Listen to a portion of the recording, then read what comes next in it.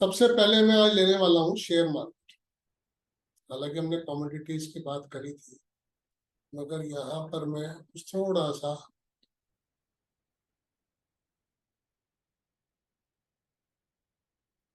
क्योंकि बहुतों का इंटरेस्ट हो सकता है शेयर मार्केट। शेयर मार्केट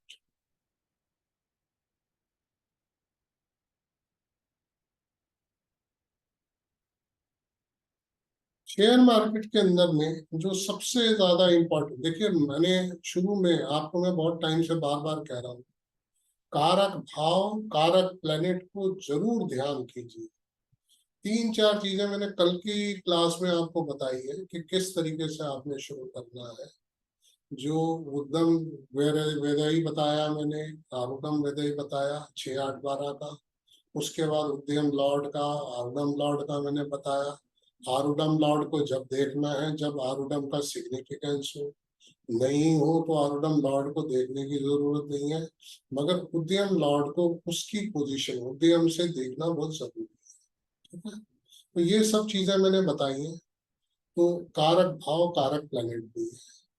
अब शेयर मार्केट के लिए जो सबसे इंपॉर्टेंट भावा है, मान लीजिए उदयम यहाँ पर है, ये 5th हाउस है, ये है लक। 5th हाउस जो है वो है लक। 7th हाउस जो है वो है डे टू डे ट्रेडिंग।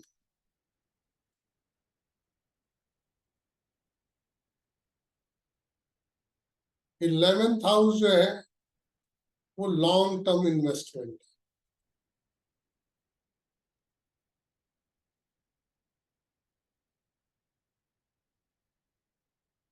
और 9th हाउस जो है वो है बैंक निफ्टी।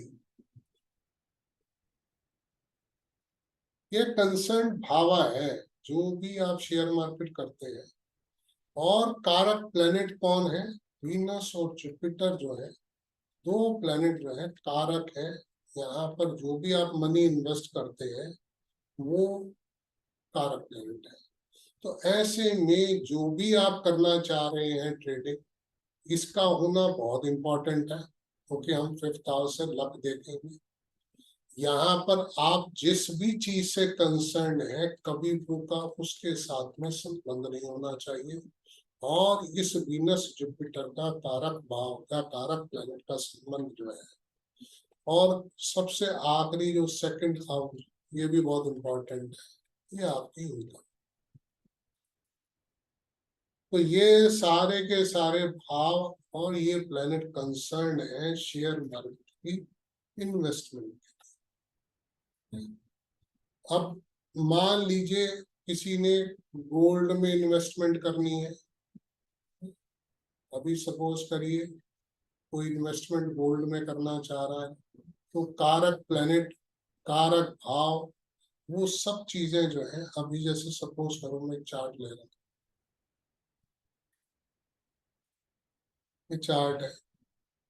जुपिटर जो है वो यहाँ पर है, कभी तो यहाँ पर आ गया, मार्स यहाँ पर है, ये आरूढ़म है,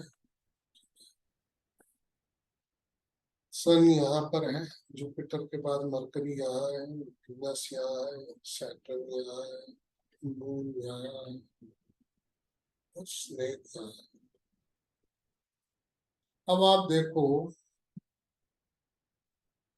कभी भी आज जुपिटर जो है उदयम में है, अच्छा कारक प्लेनेट जो है, वेरी सिग्निफाइड, क्योंकि जुपिटर कारक है गोल्ड के हिसाब से, ऐसे में क्वेरी सिग्निफाई हो रही है। कभी पू 2nd हाउस में, यहाँ पर मनी का भाव है, फाइनेंस का भाव है 2nd हाउस, वहां पे कभी। तो ऐसे में एक बड़ा साफ सुथरा इंडिकेशन है ना, बस।